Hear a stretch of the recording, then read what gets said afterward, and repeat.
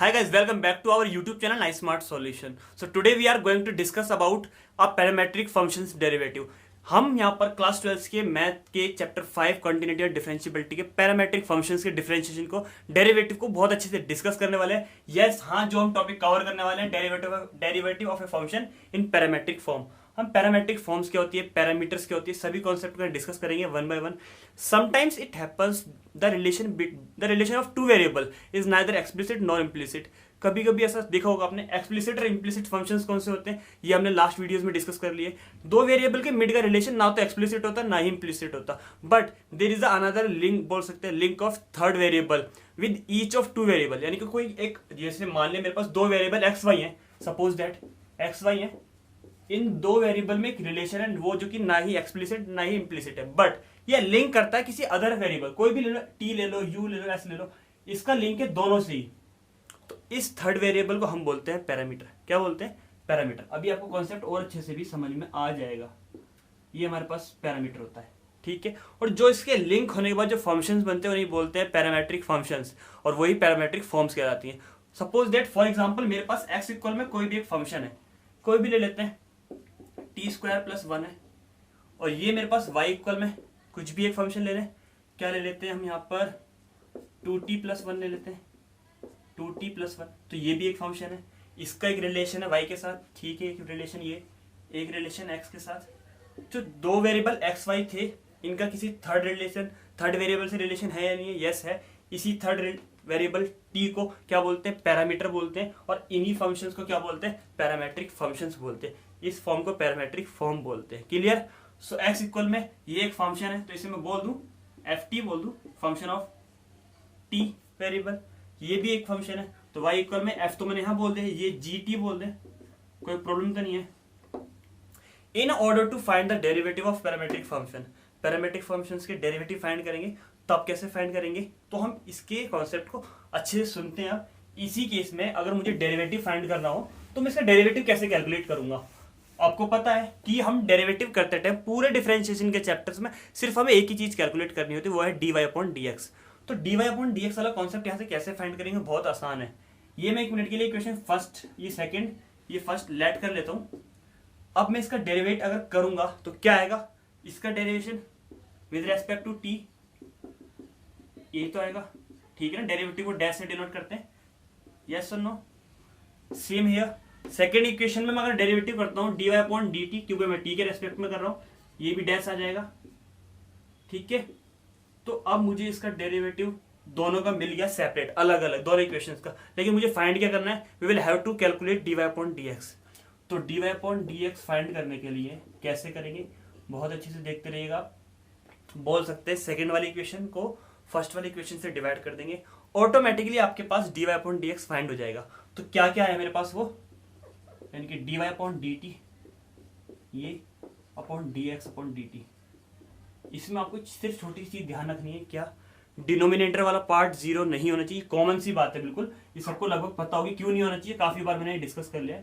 Not defined वाले case है ना, तो ये जीरो ध्यान होना, जीरो नहीं होना चाहिए, नहीं होना चाहिए, डज नॉट इक्वल टू, ठीक है। अब ये है क्या? ये डेरिवेटिव है, जिसे मैं लिख सकता हूं जी डैश टी अपॉन में एफ डैश टी, ठीक है। सेम यहाँ पर हमारा D Y upon D X आ जाएगा, जो कि हमें फाइंड करना होता है। ये वाली बात यहाँ पर भी ध्यान रखना, यहाँ पर भी एप्लीकेबल है, यानी कि इसका डेरिवेटिव कभी भी जीरो नहीं आना चाहिए, ठीक है, तभी ये पॉसिबल है। तो क्यों ना हम एक आध एग्जांपल लेकर कॉन्सेप्ट को समझ लें, डेरिवेटिव फाइंड कर लें। मींस पैरामेट्रिक फंक्शंस के एग्जांपल की हेल्प से कॉन्सेप्ट और भी अच्छे से क्लियर हो जाएगा। तो एक दो एग्जांपल लेते हैं, फिर इस कॉन्सेप्ट को और अच्छे से क्लियर करते हैं, पैरामेट्रिक फंक्शंस के डेरिवेटिव को। तो एग्जांपल नंबर फर्स्ट देखते हैं क्या है। तो कुछ एग्जांपल की हेल्प से पैरामेट्रिक फंक्शंस के डेरिवेटिव कॉन्सेप्ट क्लियर करते हैं। आपको आराम से अच्छे सुनना है, कॉन्सेप्ट क्लियर जरूर हो जाएगा।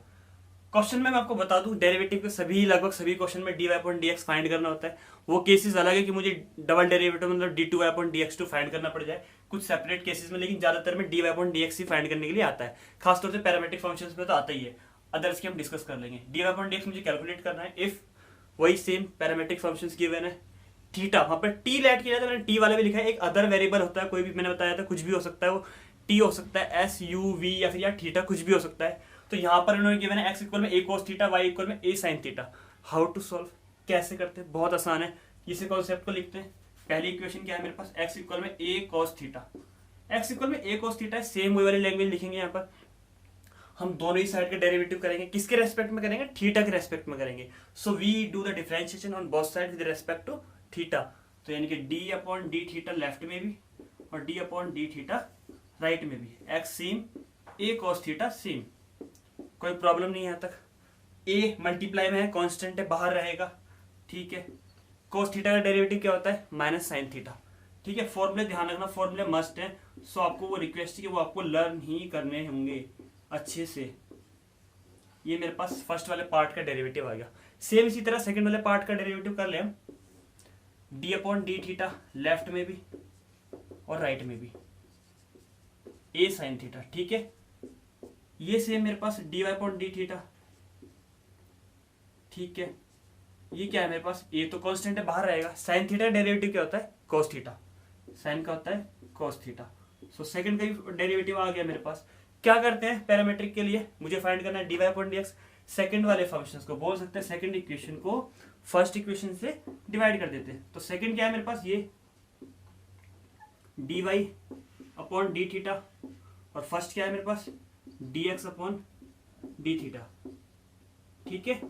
राइट में क्या है, a cos थीटा माइनस का a sine theta, d theta से डी थीटा कैंसिल, यानी कि D Y upon D x, a से a कैंसिल माइनस का कोट थीटा।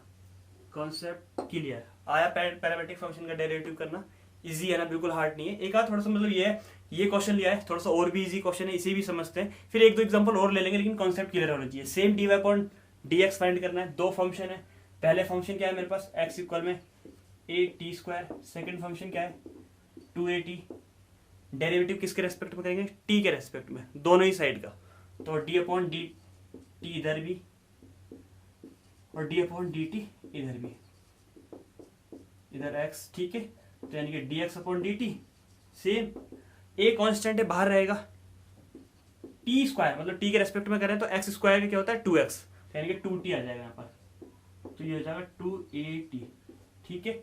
ऐसी राइट का करते हैं, D upon D T left में भी और D upon D T right में भी, तो 2at। यहाँ पर कांस्टेंट वाला पार्ट क्या है 2a है, तो t मतलब 1, क्यों x से x का डेरिवेटिव 1 होता है, तो t का 1 होगा।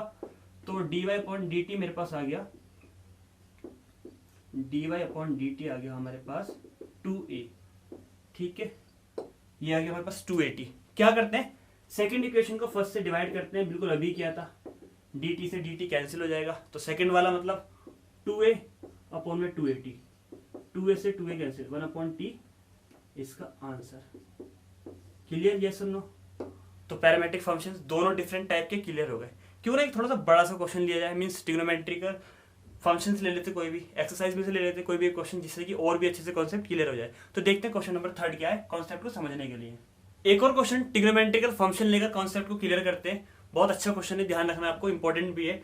एक्स इक्वल में a theta minus sine theta, Y equal में a 1 प्लस कोस थीटा। कुछ कॉन्सेप्ट ऐसा है, डेरिवेटिव करते हैं बिना टाइम को वेस्ट किए हुए। ये मेरे पास पहला फंक्शन है, सेम वही लैंग्वेज लिखेंगे जैसे अभी हम लिखते हुए हैं, we do the differentiation with respect to theta, ध्यान रखना ऑन बोथ साइड, ठीक है।